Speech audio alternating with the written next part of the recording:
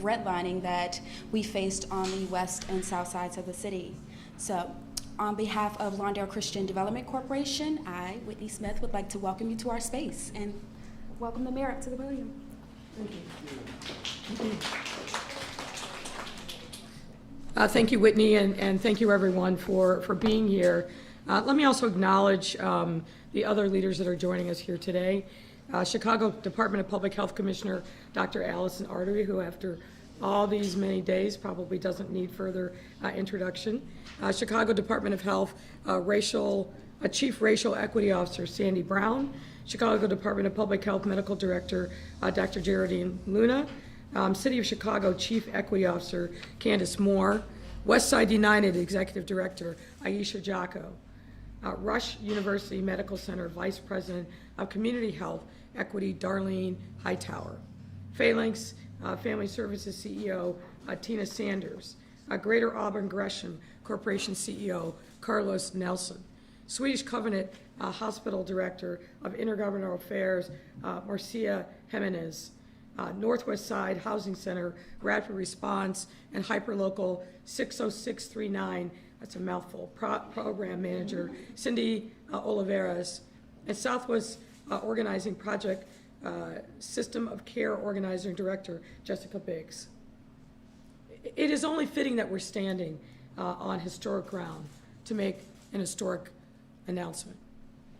When you ask most people about what they know about the late Reverend Dr. Martin Luther King Jr., they'll tell you about his 1963 March on Washington epic speech, and sadly his tragic assassination on April 4th, 1968 in Memphis. But Chicago also has played a big role in the legacy of Reverend Dr. Martin Luther King Jr.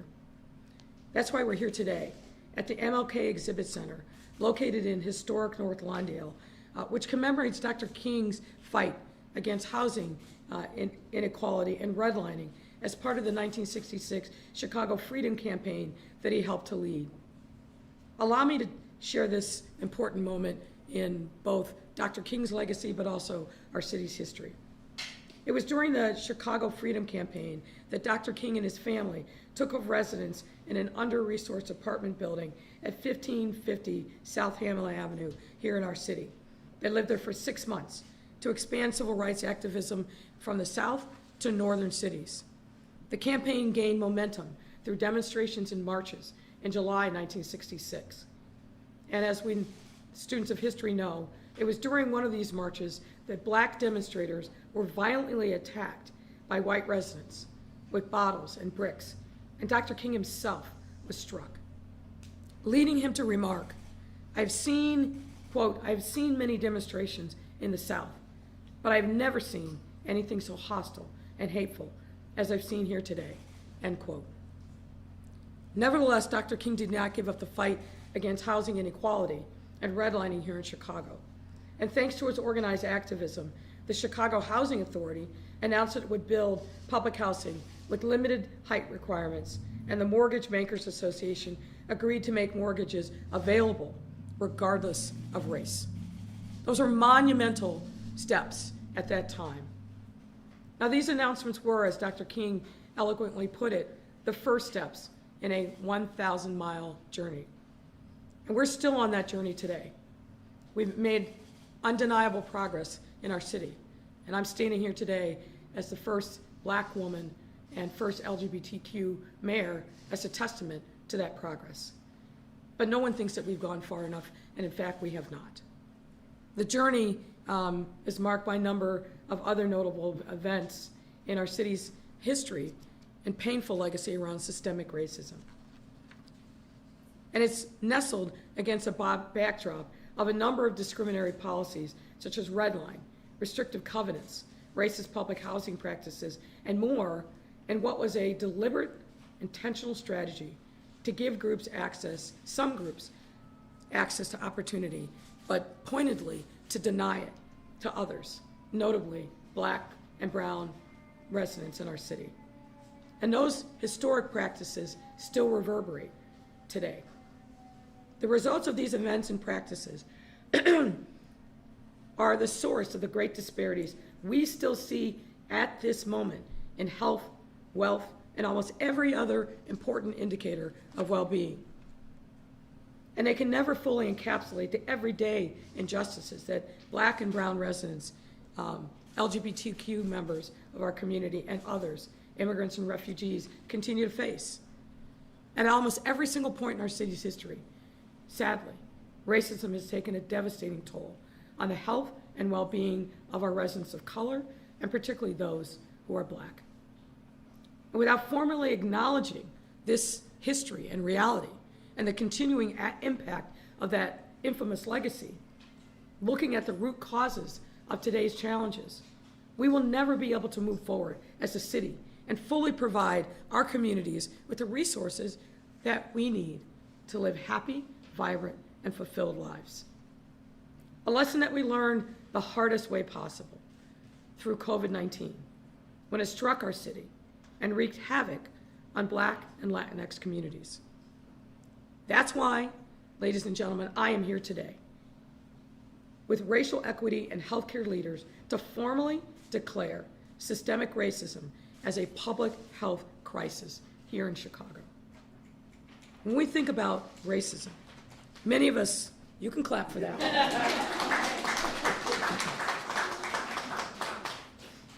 When we think about racism, many of us think about its visible and audible forms. But the reality is the insidious nature of systemic racism has other impacts that are every bit as deep and harmful, but often ones that we can't see, like the impacts on the psyche and other impacts on our bodies that are just as, if not more, deadly. Let me frame this from a personal perspective. Racism puts a cap on someone's humanity and tells them that they're lesser simply by virtue of the color of their skin. Effectively, without interventions, destroying their perception of themselves and leaving them with lasting mental ailments such as depression, anxiety, and anger, which then typically turn into serious physical ailments. I know this firsthand from my life. Many of you know this. Both of my parents grew up in the segregated South, and they were born in the 1920s. They grew up in a country and in a land and in a region that every part of their existence was constrained simply because of the color of their skin. As Black people, they were a threat to the white rule of the day. And they had every aspect of their growing up, every aspect of their community, their humanity was defined by trying to stay out of harm's way simply because they were Black. They both had dreams that were never realized. My mother wanted to be a nurse, and my father wanted to be a lawyer. But because they were Black, and because Black success was considered an anomaly, but worse, a threat, and became a target for retaliation, my parents, like so many others of their generation and other generations, were indoctrinated to believe that they would never, ever be able to reach for and accomplish their dreams. This was and still is the case for far too many Black residents and residents of color in our city. And ladies and gentlemen, it is literally killing us. Here in Chicago, the life expectancy gap between Black and non-Black residents on average is a whopping 9.2 years. And depending on the neighborhood that you live in, that gap is even wider. Life expectancy for Black Chicagoans is substantially lower than for our white neighbors. And despite a substantial amount of education, investments, interventions, this historic lack of access to preventative health care has meant that as of June of this year, Black death rates from COVID-19 still are more than double that of white residents. And the Latinx death rate exceeds the white death rate by 76%. These sobering statistics stem from disproportionate rates of chronic diseases, born of historic disparities in medical treatment, safe spaces to exercise, access to nutritious food, the overrepresentation of Black and Latinx residents in low-wage and frontline workforces where healthcare benefits are non-existent in many instances, where employees often work in close proximity to each other and are less able to take paid time off when they are sick. And the list goes on and on. This information confirms what we already know, which is that 80% of health outcomes are due to social factors, including housing, safety, education, economic opportunity. Factors, every single one of which have, through our history as a nation, been impacted by systemic racism. That's why we're making this declaration today, because we can no longer allow racism to rob our residents of the opportunity to live and lead full, healthy, and happy lives. And we are working closely with the Chicago Department of Public Health and our community organizations to address these inequities once and for all. In recent years, we've taken a number of steps to advance racial and health equity, meaning that today's announcement is a continuum, an extension of those ongoing efforts to close the racial health gap.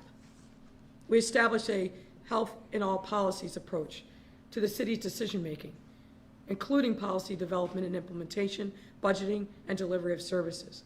We established racial equity leadership positions and offices across multiple departments and agencies, starting with the first ever Chief Equity Officer role that Candace Moore occupies in my office, and the Chief Racial Equity Officer role at CDPH.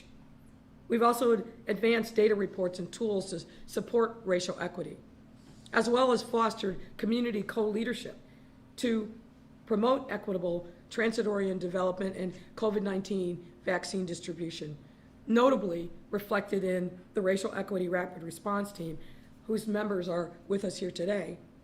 That was key to our equitable response to COVID-19, vaccine distribution, and my hope is will be a critical resource as we continue to build out our post-COVID-19 community health infrastructure. As Dr. Arity will explain in more detail shortly, we have additional tools to fight against racial and health inequity. These tools include Healthy Chicago 2025, an initiative launched by CDPH last year that seeks to reduce the racial life expectancy gap with strategies that tackle the root causes of health inequities. And most recently, a report entitled The State of Health for Blacks in Chicago, which is the first report of its kind to focus exclusively on Black health realities and outcomes with recommendations for our Black residents. That report uses words and graphs to showcase how the racial life expectancy gap is driven by 5 main factors: chronic diseases, homicide, infant mortality, HIV, flu, and other infections, and opioid overdoses, in that order of priority. This landmark report was written by 5 Black female doctors within CDPH, and I want to commend those doctors on their thoughtful and powerful work.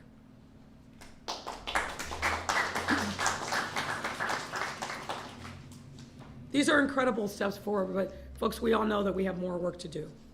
It's going to take more than just city departments and sister agencies putting in the work to eradicate systemic racism here in our city.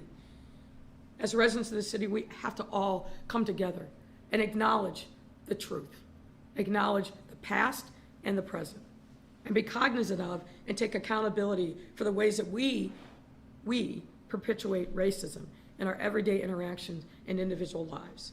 And we've got to change the systems that reinforce that painful legacy. I also want to acknowledge that as we were coming here today, some of you may have heard, the U.S. Supreme Court once again rejected an attempt by Republicans to eliminate the protections of the Affordable Care Act. It's remarkable that in a time of a pandemic, these attacks continue. It's stunning, actually. But luckily, in a 7-2 vote, the Supreme Court rebuffed the latest challenge to a healthcare legislation that has literally given a lifeline to tens of millions of Americans who otherwise would be without health care. When we talk about systemic racism, we need to look at those actions as well. We need to talk about what's going on in the halls of Congress, but also in state legislatures with attorney generals who, for purely partisan reasons, want to deny black and brown and poor, but also middle income people the ability to live a healthy life and not have the burden of not having care, have the burden of pre-existing conditions that they can't get coverage for. We need to move past this moment. We need to move past this moment for a host of reasons, but in the city, we are doing what we can to stand firm, to make sure that our residents have access to the tools that they need to live healthy and vibrant lives. And with that, I'd like to invite Dr. Arwady to come to the podium.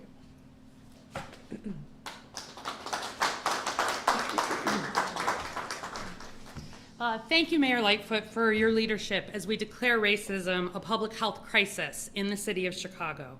For the past year and a half, you've heard me talking a lot about COVID every day, and people have been asking me, what's next? Well, COVID is not over, but let me tell you, what we are talking about today predates, is still going on, and to an extent will outlive COVID. And this is what is next for the Chicago Department of Public Health and for the city of Chicago.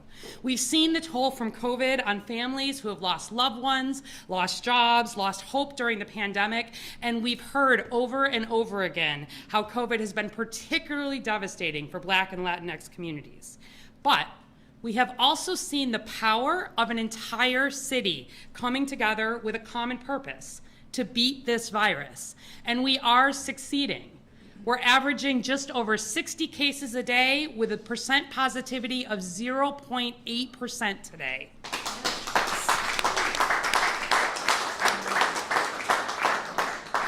But make no mistake, much of this success has come because we have taken an all-of-government, partnered-with-community approach, from mass vaccination sites to rental assistance programs to neighborhood food distribution. And throughout, we have been led by data. We have targeted resources to the people and communities where they are most needed, but we have also seen that when one community is not well, the city is not well and cannot move ahead. And now we have to bring that same unrelenting focus to another more pernicious public health threat, racism. Earlier this week, the Chicago Department of Public Health released a first-of-its-kind data book, The State of Health for Blacks in Chicago. And as Mayor Lightfoot mentioned, the average life expectancy gap between Black Chicagoans and non-Black Chicagoans in Chicago is 9.2 years and rising. And here's some more data highlighting the focus of Healthy Chicago 2025. The diabetes-related death rate among Blacks in Chicago is 70% higher than among non-Blacks. The homicide rate among Blacks is 9 times higher than among non-Blacks. Black infants are almost 3 times as likely to die in their first year of life compared to non-Blacks. Blacks accounted for half of the people living in Chicago with HIV, and the opioid-related overdose death among Blacks is more than 3 times the rate among non-Blacks. And importantly, the racial life expectancy gap is not limited to Black Chicago. We've also seen life expectancy falling for Latinx and Asian Chicagoans, even as it has been increasing for white Chicagoans. There is nothing natural about these statistics. They are unjust and they are preventable. As you heard, we have to work on the root causes of diseases to treat them properly. The immediate causes of this life expectancy gap in Chicago may be chronic diseases or rates of violence. But what causes those chronic diseases? What causes those rates of violence? And we know here in Chicago, life opportunities, from education to employment to housing, are different in neighborhoods just a few miles apart. And this is the evidence of deeply rooted social, structural, and power inequities that have long privileged white Chicagoans. And so today we reckon with this deadly impact of structural racism on the health of Chicagoans. But it is not enough for words to declare a crisis. We insist on coupling these words and our data with meaningful action. So I want to tell you about what's next and 3 commitments CDPH is making. First, we are investing now and moving forward in community solutions. When we released Healthy Chicago 2025 last year, we recognized if we're going to address root causes, local organizations know what's best to promote health and racial equity in their neighborhoods. And we've seen this play out in COVID-19. So today, we're taking a major step to let communities lead the way. We've allocated $9.6 million in COVID-19 relief funding from the Centers for Disease Control and Prevention, the CDC, with more to come, to establish Healthy Chicago Equity Zones, 6 geographic areas covering the entire city that will be led by regional and community organizations. And you see the representatives of the lead organizations here. Leading in the far south is Phalanx Family Services. In the near south, Greater Auburn Gresham Development Corporation. In the north central region, Swedish Covenant Hospital. In the northwest, Northwest Side Housing Center. In the southwest, Southwest Organizing Project. And in the west, Rush University Medical Center on behalf of Westside United. And relying on participatory data-informed processes, these organizations will be creating community-based stakeholder coalitions, bringing together community-based organizations from every neighborhood in Chicago to develop targeted strategies to improve both individual and community wellness. In 2021, our Healthy Chicago Equity Zones will primarily focus on increasing vaccine uptake in the neighborhoods that have been most impacted by COVID, building on the work from Protect Chicago Plus and the city's Racial Equity Rapid Response Team. But as we continue to recover from the pandemic, these coalitions will also lead hyperlocal strategies to confront the root factors: healthcare and social service access, food access, housing conditions, community safety, and the physical and built neighborhood environments. Secondly, we are becoming a more affirmatively anti-racist organization. Sandy Brown is going to speak briefly in a moment about that, but we think that it's critical that institutions must work to transform from within if we're going to be serious about doing this work. And thirdly, we're democratizing our data. Because information is power, we are making investments to ensure that hyper-local data, disaggregated by race, becomes widely available by neighborhood so that people can take action on issues that matter to them. And our hope is that soon people will be able to talk about neighborhood-level indicators like rates of chronic disease or food insecurity in the same way that we've come to talk about COVID case rates or positivity. Visit the new and improved chicagohealthatlas.org to get started. This pandemic illuminated inequities that have existed for generations, but we have a one-in-a-generation opportunity here to take what we have learned from COVID forward to a point of transformational change and the opportunity to achieve the healthy Chicago we all deserve. And with that, I'm so pleased to bring up Aisha Jaco, the Executive Director for Westside United. Good morning, and thank you, Dr. Awadi, for your leadership. It is an honor to be here today with you on behalf of Westside United and to co-lead the Healthy Chicago Equity Zone for the Westside, along with Rush University Medical Center. We are also honored to serve as a hub for all of our amazing community leaders and lead organizations, including Austin Coming Together, Breakthrough Urban Ministries, Enlace, Equal Hope, Erie Family Health, Erie Neighborhood House, Esperanza Health, Myafa Redemption Project, and the Sinai Community Institute. These organizations have been on the front lines deploying vaccines and providing key resources to Westside communities since the onset of COVID-19. I am also honored to be amongst you in the space that Dr. King came to, as Mayor Lightfoot mentioned, 55 years later, when he declared that housing, banking, and employment inequities in Chicago were contributing factors to a national crisis rooted in racism.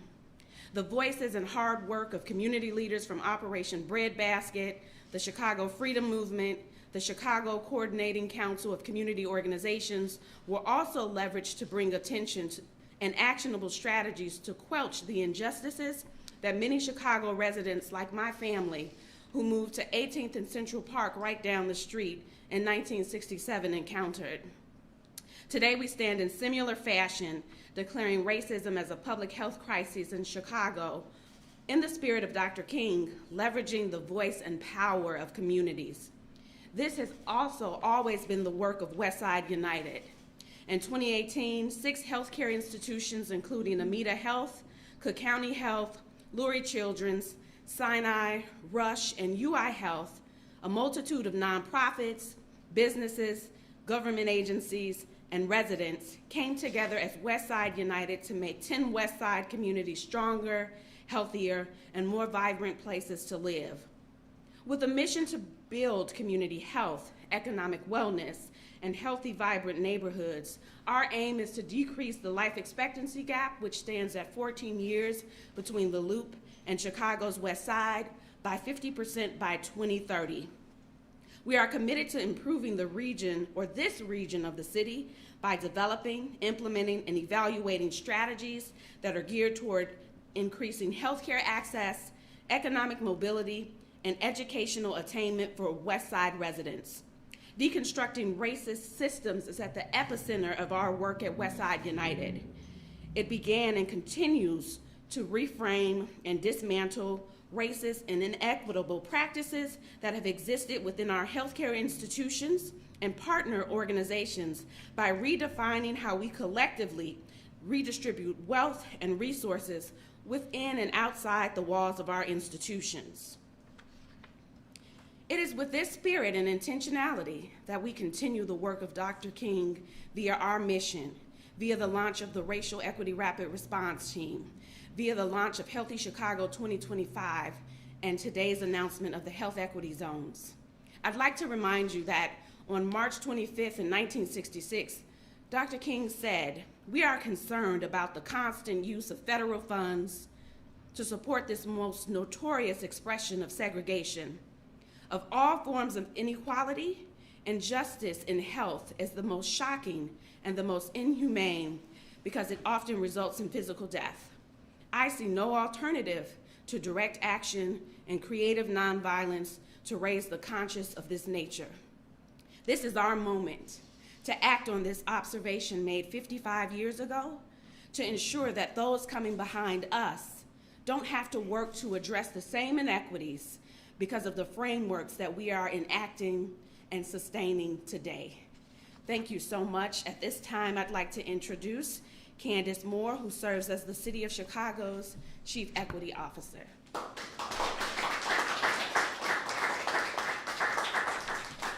Thank you, Aisha, and good morning, everyone.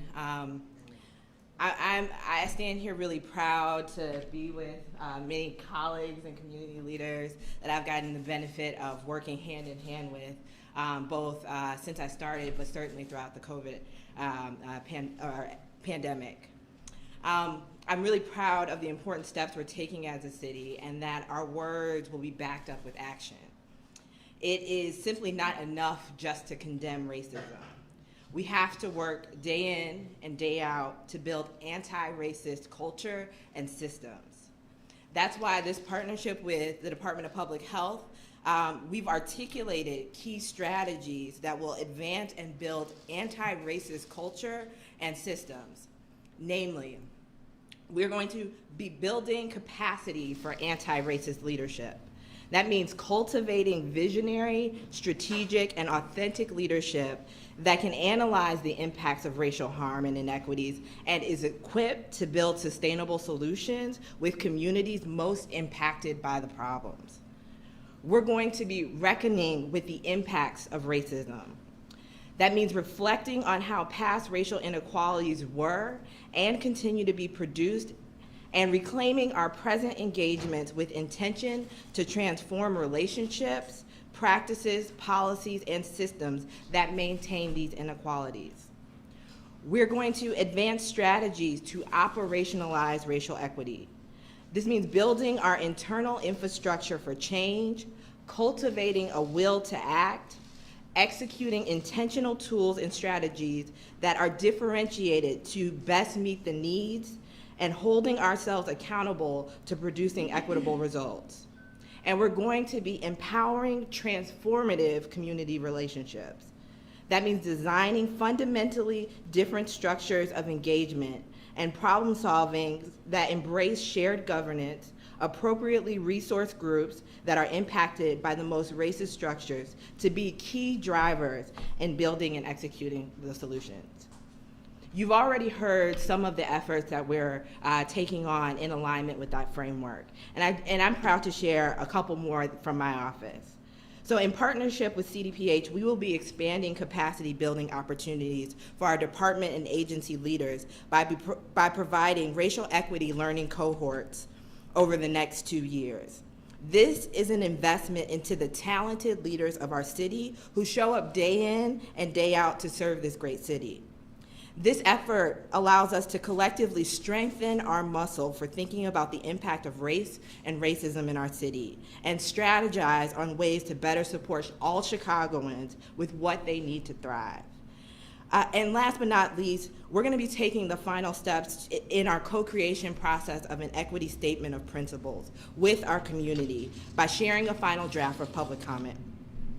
The Equity Statement of Principles is a foundational document that serves to provide a common and unified language and understanding of equity as both a process, but also an outcome.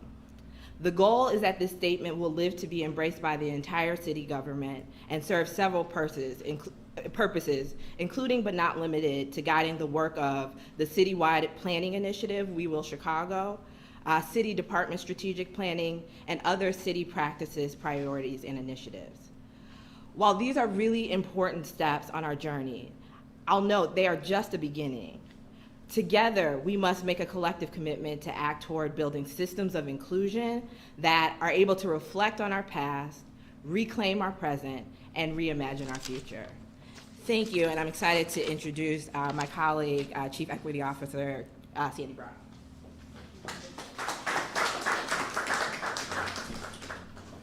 Good morning. I would like to thank LCDC for opening the MLK exhibit for us today, as this display is a wonderful backdrop and a stark reminder of why this proclamation to racism as a public health crisis is so important in this moment.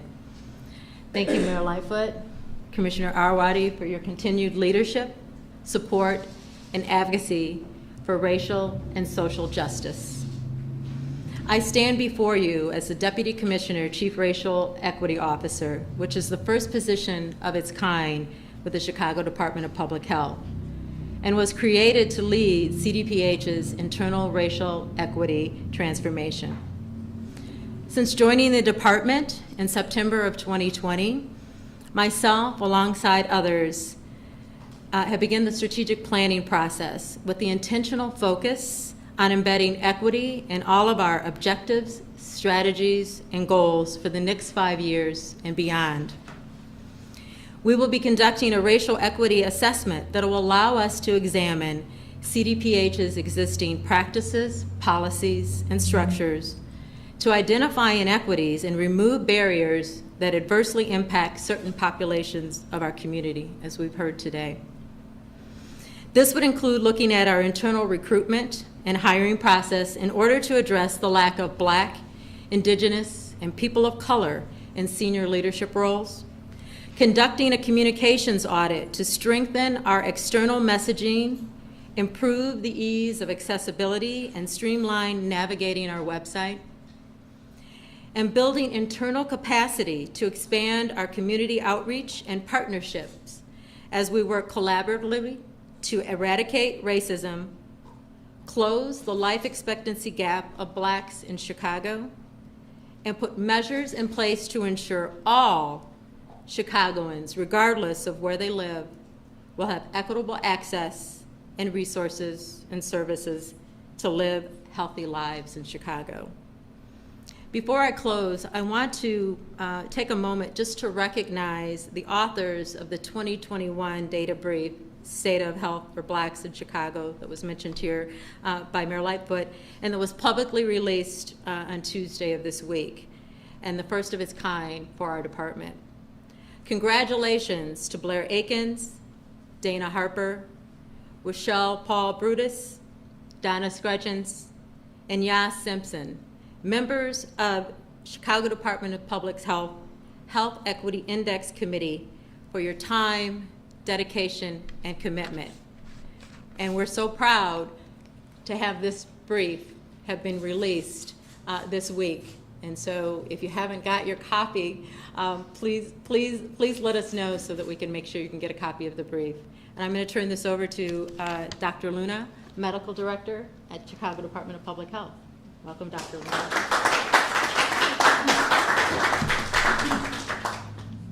Muy buenos días. Gracias a la alcaldesa, Mayor Lightfoot, y doctora Arwady, y todo el team que se encuentra aquí representando todos los progresos que hemos tenido. Yo soy la doctora Geraldine Luna, directora médica del Departamento de Salud Pública. Y hoy el Departamento de Salud Pública se une con líderes de la ciudad y comunidad para anunciar una proclamación que declara el racismo como una crisis de salud pública aquí en la ciudad de Chicago. En casi todos los puntos de la historia de nuestra ciudad, el racismo ha tenido un efecto devastador en la salud y el bienestar de nuestros habitantes de color. Sin reconocer formalmente el impacto perjudicial, nunca podremos avanzar como ciudad y brindar a nuestras comunidades los recursos que necesitan para vivir vidas felices, saludables y prósperas. Es por eso que la ciudad de Chicago está declarando el racismo como una crisis de salud pública y redoblando las colaboraciones nuevas y en cursos con funcionarios de la ciudad y líderes comunitarios para abordar las políticas racistas que han causado estragos en nuestra ciudad latina y afroamericana. Hacemos un llamado a todos los habitantes de Chicago a trabajar juntos para abordar las marcas y las marcadas desigualdades raciales que han resultado de siglos de racismo sistémicos y discriminación. Todos nosotros, desde nuestras corporaciones más grandes hasta nuestras vibrantes comunidades de negocios pequeños, nuestras instituciones de atención médica y universidades, debemos colaborar para garantizar que los habitantes de color de Chicago tengan un acceso igual a escuelas, parques de calidad, empleos y oportunidades económicas, servicios públicos y, muy importante, atención médica. COVID-19 destacó las desigualdades de nuestra ciudad y sociedad, pero siempre han estado allí y siempre han sido un enfoque de esfuerzo de la ciudad y el Departamento de Salud Pública.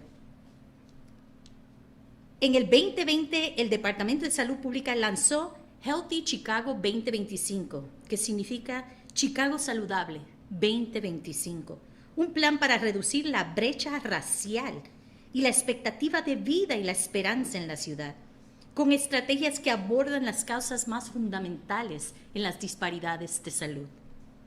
Hoy la ciudad de Chicago está avanzando en un plan de casi $10 millones para establecer zonas de equidad saludables en Chicago, 6 áreas geográficas que serán dirigidas por organizaciones regionales y comunitarias conocidas en esos lugares.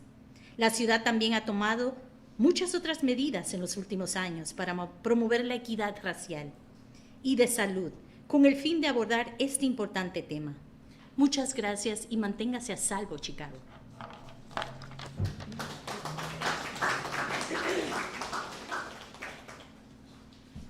Happy to take your questions. Let's start with on topic. Mayor? Yes, sir. First of all, I mean, it sounds like a common sense measure. The question is, how much money will the city invest in these programs as compared to the amount of money the city is investing in policing these same communities?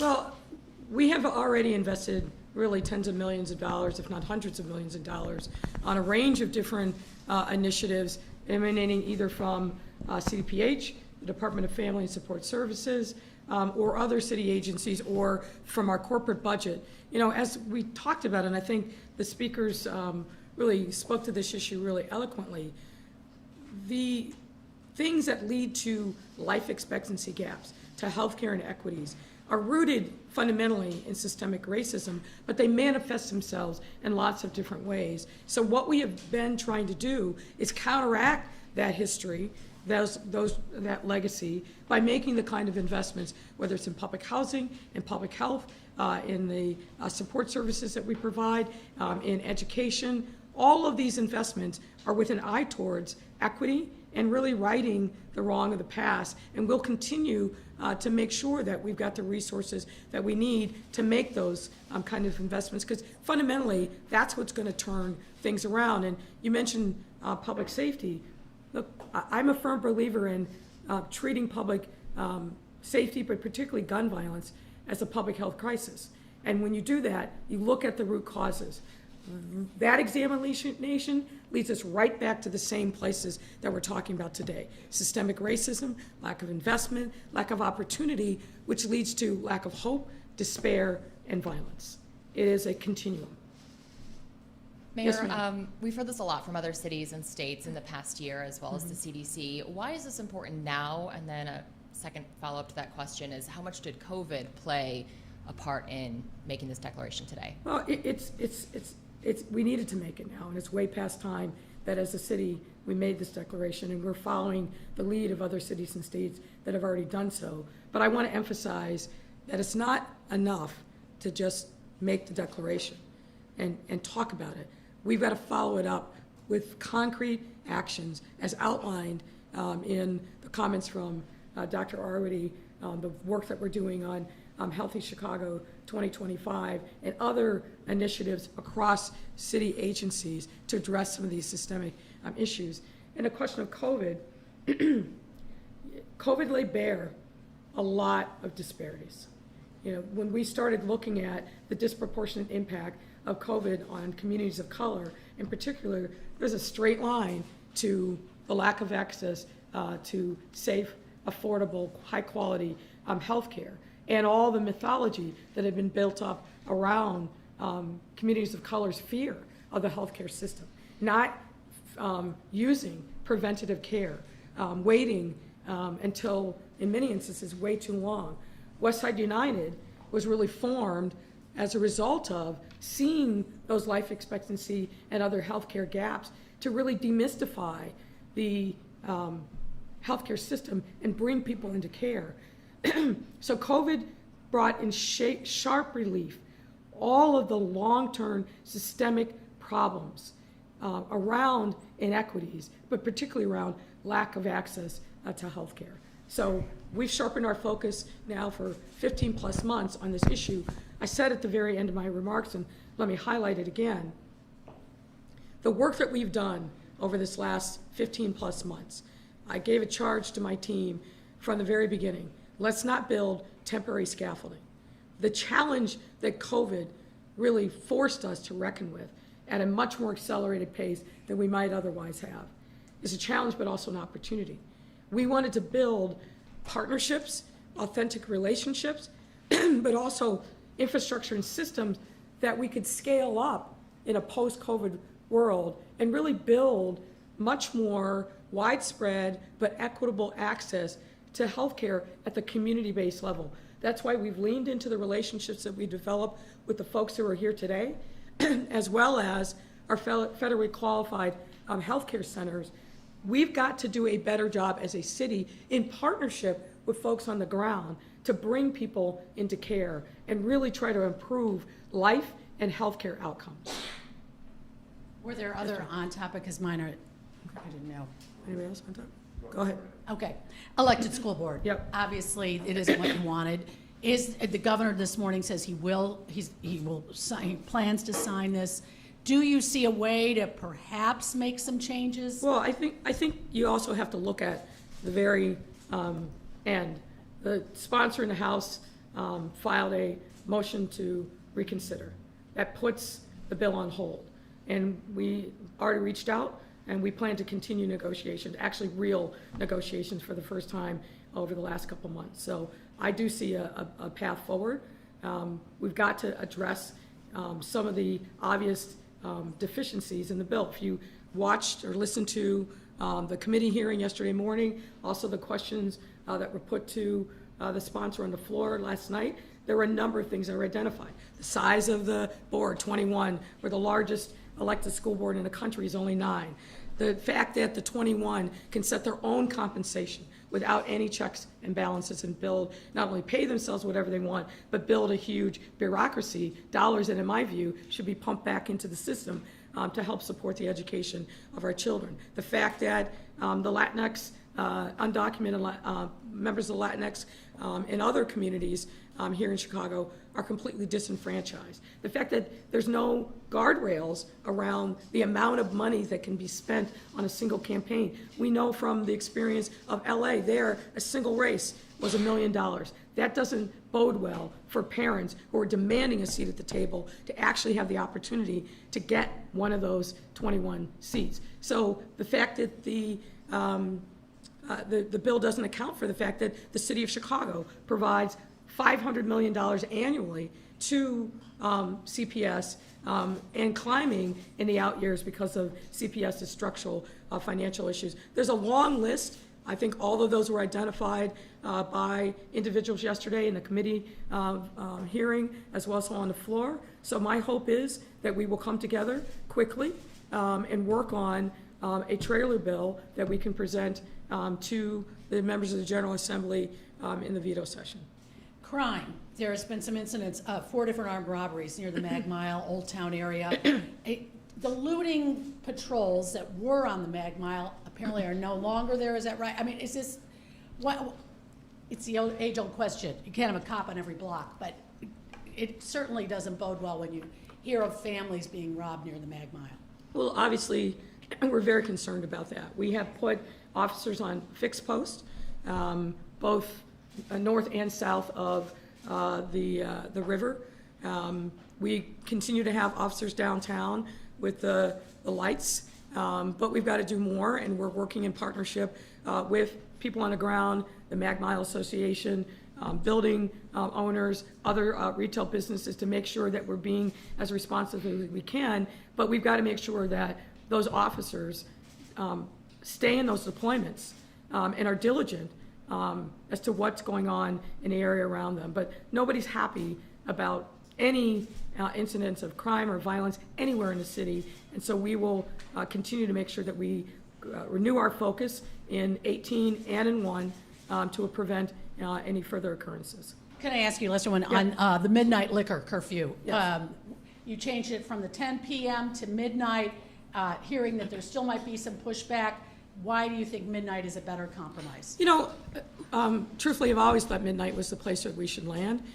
We've had a lot of conversation with business owners, and what we're balancing, as I've said before, is obviously we want to have a robust recovery for our businesses, particularly those that have been hardest hit. But we've heard from a lot of residents as well as aldermen of their concerns about quality of life. So I think midnight strikes the right balance.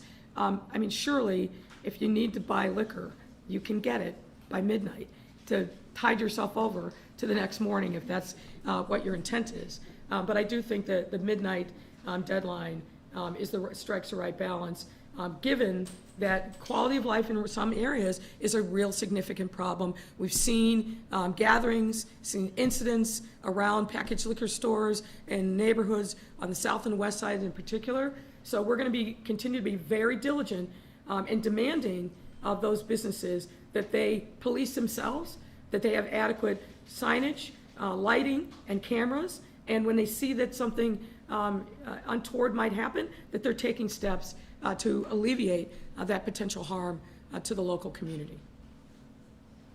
Mayor, if we can go back to the elected school board. Okay.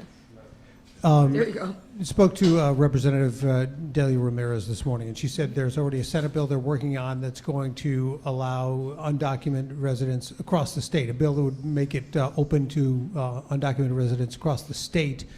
She also said that these board members are not going to be paid in this trailer legislation she's talking about. I mean, are you satisfied that if these things happen, that it's going to give you, make you feel more comfortable? Like everything, the devil's in the details. There's no trailer bill yet. We're going to sit down and we're going to hammer out what the parameters of that trailer bill will be. I haven't seen the Senate bill that I think is up for a hearing tomorrow, but what I've heard from a number of Latinx educators, activists, policy folks is that the bill does not solve the problem. We'll be weighing in officially through our Office of New Americans tomorrow, but I don't believe, based upon the briefings that I've had, that it solves the problem, and that's a shame. But again, the goal here is to come together in good faith, to negotiate, talk about the strengths and weaknesses, but also the opportunities, and hopefully we will get both of these pieces, a trailer bill and something that opens up the opportunities for undocumented residents to participate in school board elections, gets them both to a better place. Do you feel like this was a major defeat for you politically? No, it's not a defeat for me.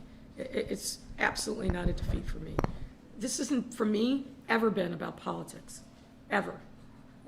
This is about making sure that our children and our parents have a real seat at the table, and that any change in governance is superior to what we have now. The bill that was passed is not. It's deeply flawed. You heard the commentary from the members themselves about that. That's why we're going to be meeting to negotiate on a trailer bill. But this has, for me, it's never been about the politics. I can't speak for others. Good morning, Mayor. Many people see, we know the goal is to close the life expectancy gap between the white community and the black community, but many people feel that this is more of a crime problem and not a public health crisis, because we've had 1,702 people shot since January, 310 dead, and 80+% is black on black crime. The homicide rate is not the biggest driver in life expectancy, and Dr. Artery can speak to that, so that's not borne out in the data.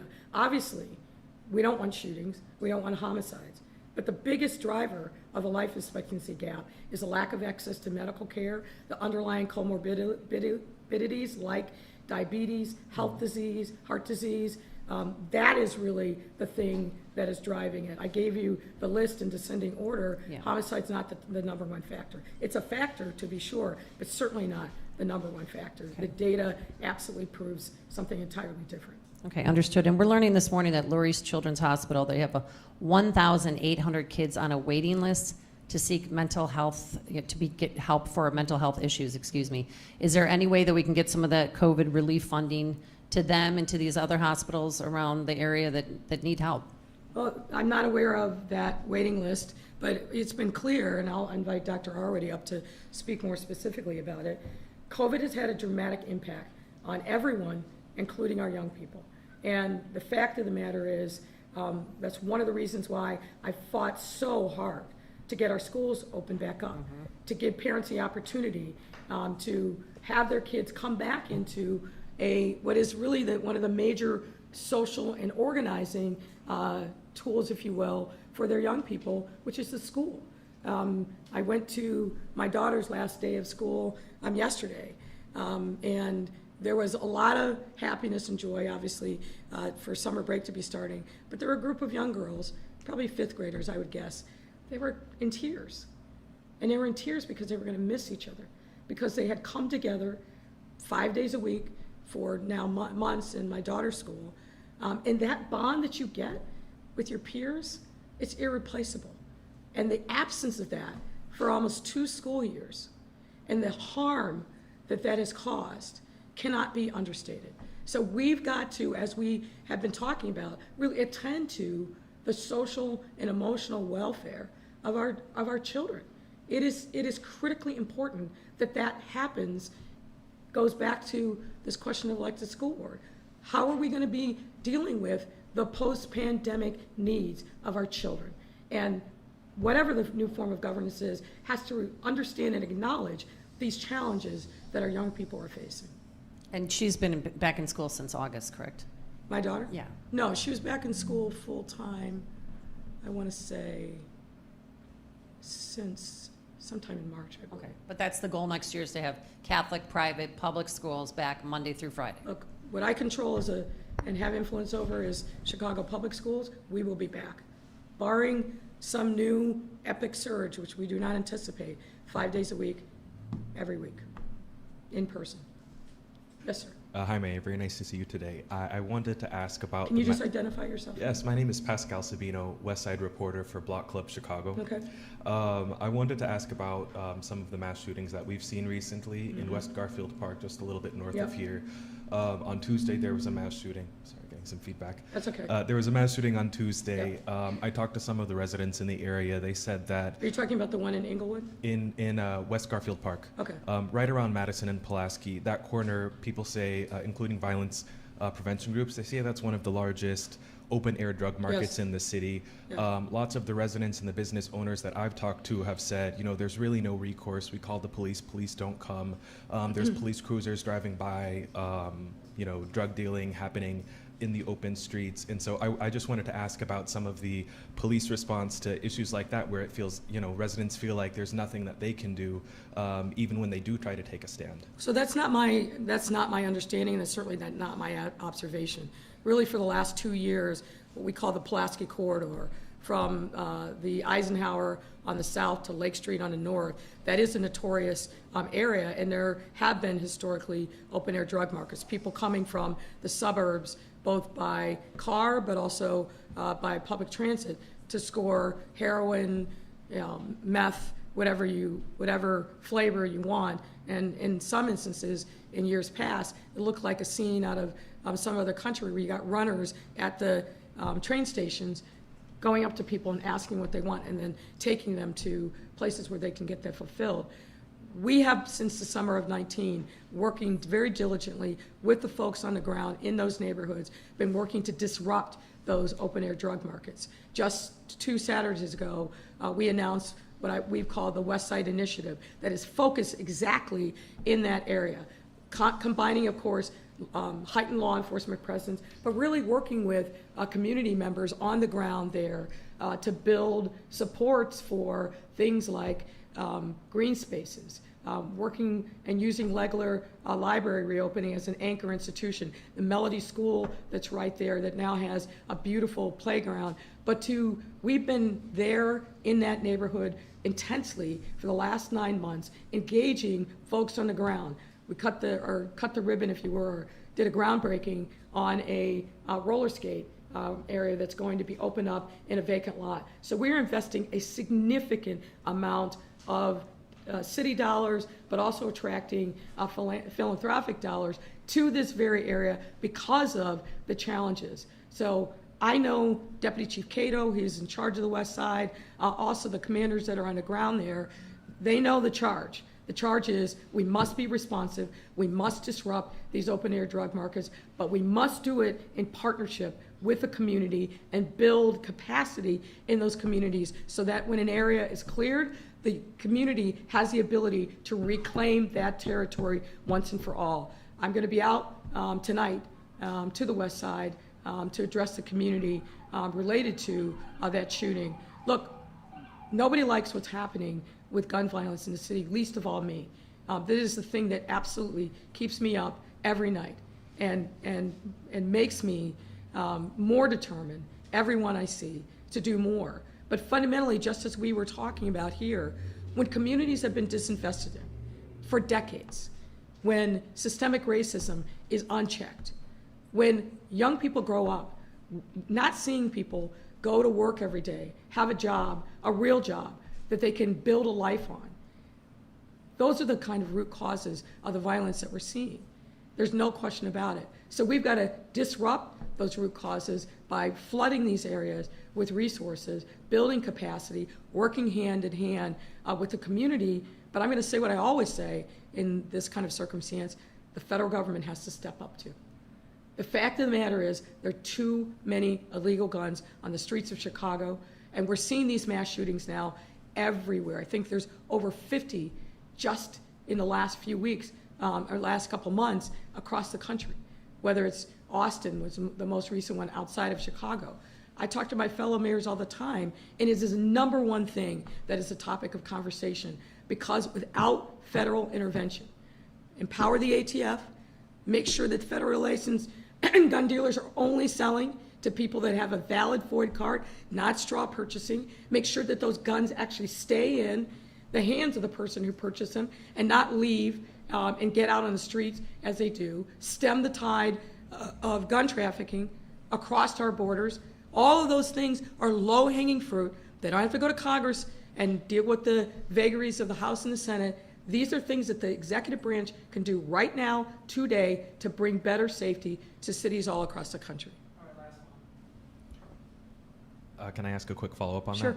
that? So Madison and Pulaski, the roller rink, some people in the community are saying, hey, it's inappropriate to open up a roller rink. We're going to be bringing children into a place that's, known to be a really dangerous hotspot, one of the biggest open-air drug markets in the city. And so it's kind of a chicken I think or you're the egg conflating problem. a couple of areas, right? So the vacant lot on Madison, west of Pulaski, where the roller rink is, number one, that was done because community members told us they wanted that. So we're about building capacity and supporting the community in their aspirations.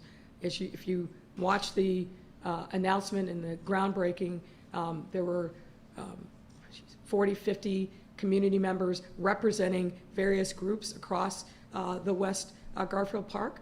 So there are always going to be people who criticize, but after 9 months of deep engagement with this community, we felt like we had a pretty good steer from them about what they wanted. Our goal was to provide resources to bring those aspirations into reality, which is what we've done. And I look forward to going back in July when the roller rink area opens up. But more development and resources are coming to the West Garfield Park neighborhood. All right. Thank you all.